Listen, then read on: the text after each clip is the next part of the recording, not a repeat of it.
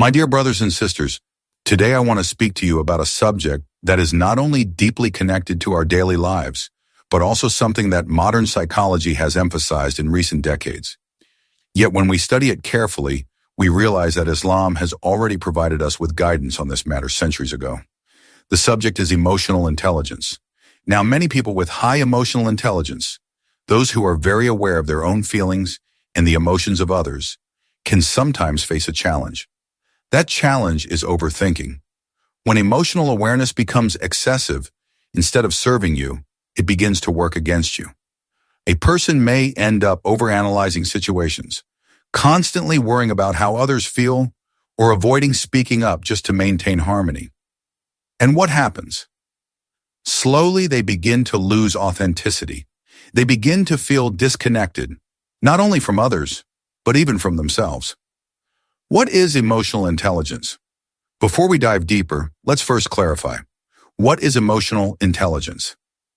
Emotional intelligence, my dear brothers and sisters, is actually a modern term.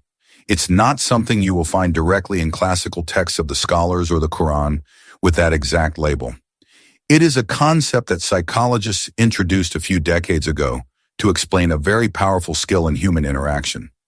In simple terms, emotional intelligence is the ability to recognize, understand, manage, and influence both your own emotions and the emotions of others.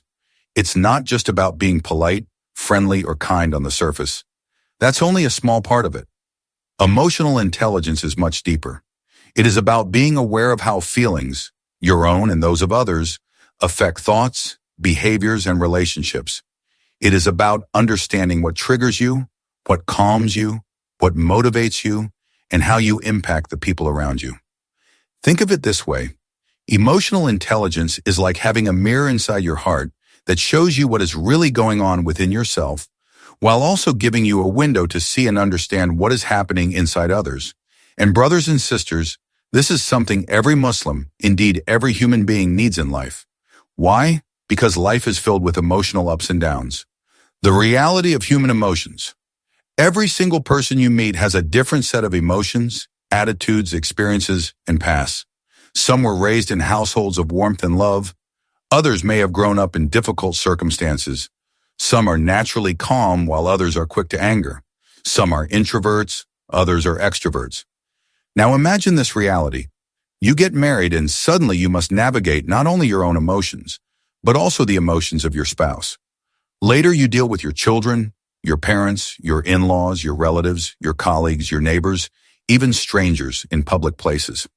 Whether you're a child in kindergarten, a teenager in high school, a university student, or a professional working in an office, whether you are a leader of a community, a manager of a company, or even a person negotiating with an enemy, every facet of life requires emotional intelligence. You cannot escape it. From the smallest interactions to the largest responsibilities, emotional intelligence is a constant companion. IQ versus emotional intelligence. Now, it is very important to make a distinction here. Many people think that intelligence is just about IQ, our mental capacity to solve problems, analyze, and process information. But IQ and emotional intelligence are not the same.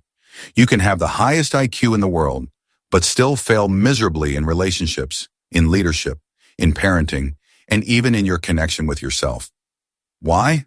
Because IQ cannot teach you how to regulate your anger, how to comfort someone in pain, or how to make wise decisions when emotions are running high.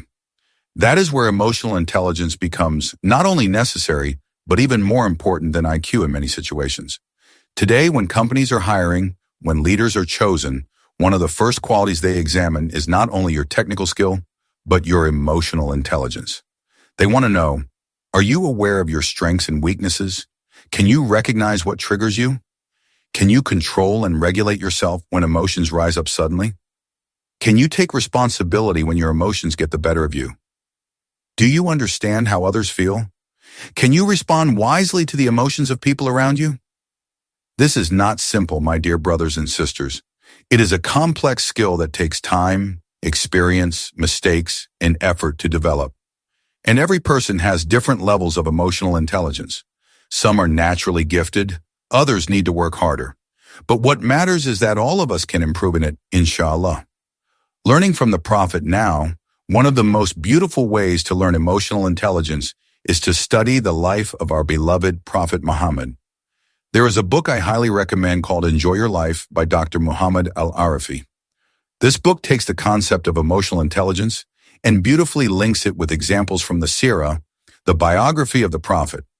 Every lesson is connected with how Rasulullah lived, how he interacted with people, how he managed emotions, and how he showed empathy, wisdom, and control. Interestingly, the book itself was inspired by a Western classic called How to Win Friends and Influence People by Dale Carnegie. But what makes Dr. Al-Arafi's book special is that it grounds the lessons in the life of the Prophet. And if you truly study the Quran with an open heart, you will notice that the Quran itself is a book that speaks to human emotions from beginning to end. It addresses fear, sadness, joy, pride, arrogance, love, hate, anger, and hope. Allah, in His wisdom, revealed a book that does not only inform the intellect, but also heals the heart, the dark side of emotional intelligence. But here is where we must be careful, my dear brothers and sisters. Just as emotional intelligence is a powerful gift, if misused, it can also become a dangerous weapon. Yes, there is a dark side to emotional intelligence. Manipulation. Some people who are highly skilled in reading emotions use it to manipulate others. They understand people's weaknesses and vulnerabilities, and instead of helping them, they exploit them. This is often seen in narcissists, manipulators, or those who grew up with trauma and never healed. Instead of correcting themselves, they turn their emotional awareness into a tool to control others. They may manipulate their spouse, their children, their friends, even their community. They create emotional traps, guilt trips, and fear to gain control. And what's dangerous is that such people are often very charming on the outside, which makes it difficult to recognize their true intentions at first. Overthinking and loss of authenticity. Another risk of having high emotional intelligence is that you begin to overanalyze everything. You keep thinking, if I say this, will it upset them? If I do that, how will they feel? Slowly, you begin to avoid speaking the truth, avoid being real, and just maintain harmony at all costs. But this causes an inner disconnect. You no longer feel authentic. The solution? Ground yourself with salah, with dhikr, with reflection. Step back, breathe, and ask, am I being rational? Am I pleasing Allah or just people? Emotional exhaustion and burnout. Too much empathy can lead you to absorb everyone's pain. You become like a sponge for the emotions of others, and eventually it drains you. You begin to feel heavy, tired, and unable to carry on. This is why balance is essential. Weakness in leadership. Sometimes people with high empathy avoid making tough decisions. They fear hurting someone's feelings, so they stay silent when firmness is required. But leadership requires courage. It requires saying what is necessary, even if it is unpopular. Compassion fatigue. This happens when constant exposure to suffering leaves you numb. For example, when we constantly watch news of war, oppression, and tragedies without limit, it can paralyze us. Instead of being moved to action, we feel hopeless and weak. Islam teaches us balance, to be aware, to make dua, to help where possible, but not to drown ourselves in despair.